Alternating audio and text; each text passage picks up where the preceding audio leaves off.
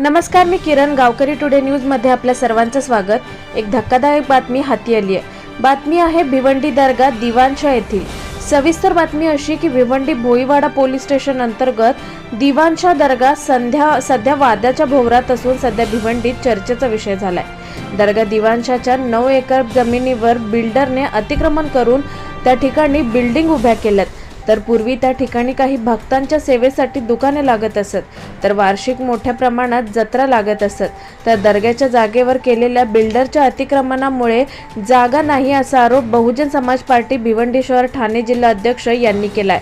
तर सन 2011 पासून अतिक्रमण केलेल्या बिल्डर विरोधात नसीम अहमद शमीन शेख यांनी तक्रार केली होती. तसेच तक्रार ही न्यायालयात प्रलंबित आहे.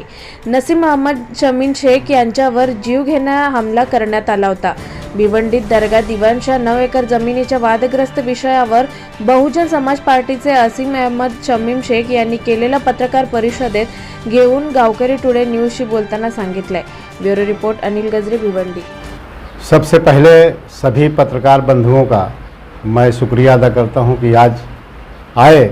आज का विषय ऐसा है कि दरगाह दीवानशाह मलिक हुसैन कादरी रहमतुल्लाह अलैह की वक़फ़ की प्रॉपर्टी पर काफ़ी टाइम से बिल्डर, भूमि माफिया, मालक और महानगर पालिका की देख रेख में यानी ये काफ़ी कब्ज़ा किए. उसको हमने समय समय पे रोकने की कोशिश किया. 2007-8 से हमने कई जगहों पर पत्र व्यवहार किया, मंत्रालय तक, वक़फ़ बोर्ड को, महानगर पालिका को, यहाँ तक कि मैंने 22 लोगों के ऊपर FIR दाखिल किया. 22 लोगों का FIR दाखिल करने के बाद एक मेरा लोअर कोर्ट में पेंडिंग केस था 526, जिसमें जाहिद मुख्तार शेख और मैं थे. हाई कोर्ट में जाने के बाद स्टेटस हो जाता है केस कि 526 को आप चला के आओ, तब ये केस चलेगा. अगर हम 526 के केस को चलाए होते, जाहिद मुख्तार चलाए होते, हम मिल करके चलाए होते, तो शायद ये 22 लोगों को आज हथकड़ी लग जाती और दिवानशाह की सरजमीन जो है वो बच जाती.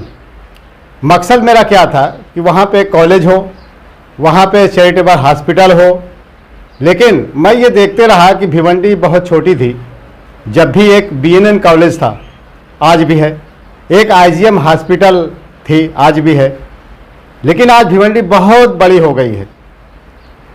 इसको देखते हुए आज भी भिवंडी शहर में ना तो कोई चैरिटेबल हॉस्पिटल है, ना तो कोई ऐसा कॉलेजेस हैं जिससे हमारे बच्चे बाहर मुंबई से लेकर के नासिक, जलगांव, धुलिया, बहुत सारी जगहों पे पढ़ने को जाते हैं.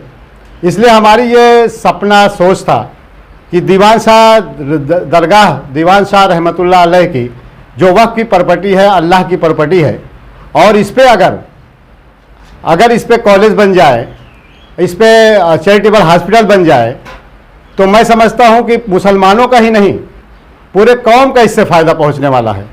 लेकिन ऐसा ना होते हुए भी हमने कई बार लोअर कोर्ट के अंदर केस दाखिल कर करके रोकने का काम किया है. लेकिन आज जो मीडिया के सामने आना पड़ रहा है मुझे, मैं मीडिया के सामने ज़्यादा नहीं आया इसलिए कि हमने काम किए हैं.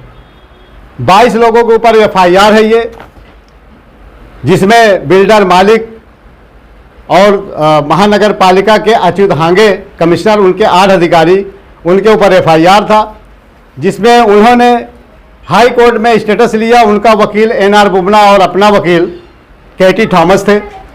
उन्होंने ऐसा आदेश पारित किया कि भाई आप लोअर कोर्ट में पेंडिंग है, वो केस को आप फॉलो करके आओ.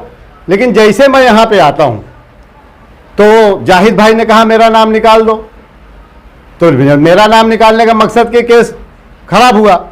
आज मेरा जो सबसे बड़ी दुख की बात है कि अगर ये केस चले होते, ये 526/2011 का जो केस है लोअर कोर्ट में भिवंडी में, ये अगर केस चला होता तो आज जो 22 लोगों के ऊपर FIR हुआ था, सीधा हथकड़ी लगी होती, इनको कोई बचाने वाला नहीं होता.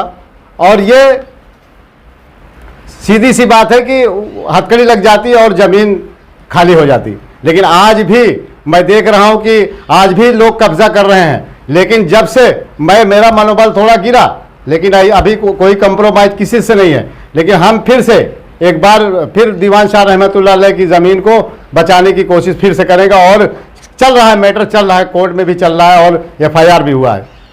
तो अच्छा, ये जो मैटर आपने उठाया है, तो इसमें इसको लेकर के आपको किसी प्रकार का कोई दबाव वगैरह भी आया? नहीं, दबाव भी आया था। बहुत पहले हमारे ऊपर हमला भी हुआ था, जिसके ऊपर हमने 307 का FIR किया था।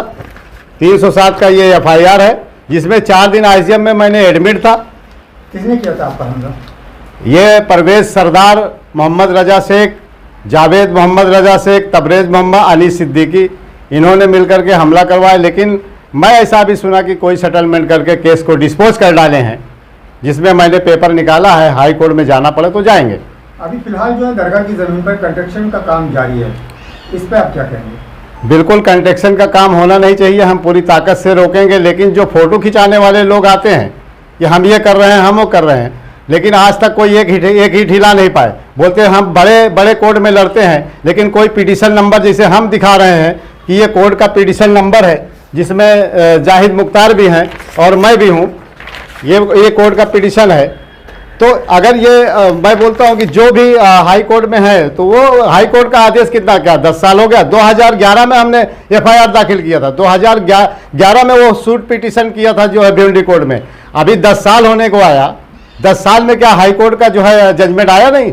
अगर जजमेंट आया तो फिर टूटा क्यों नहीं?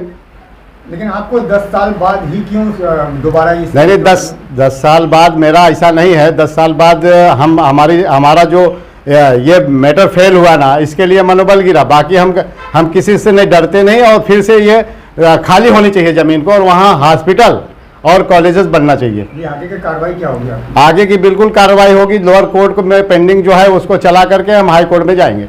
कि आप क्या मतलब आपको कैसा लग रहा है कि काम किसी और का श्रेय कोई और ले रहे हैं? जैसा कि अभी आपने कहा फोटो खिंचाने का काम कर रहे हैं, इसके बारे में? फोटो खिंचाने का काम कर रहे हैं, इस मकसद से हमने कहा है कि जो है बहुत सारे लोग आए, इसमें शामिल हों। हमको इससे कोई तकलीफ नहीं है, फोटो भी खिंचाए, उनका वो है। लेकिन आज तक 10 सालों के अंदर एक ईंट गिरती नहीं है।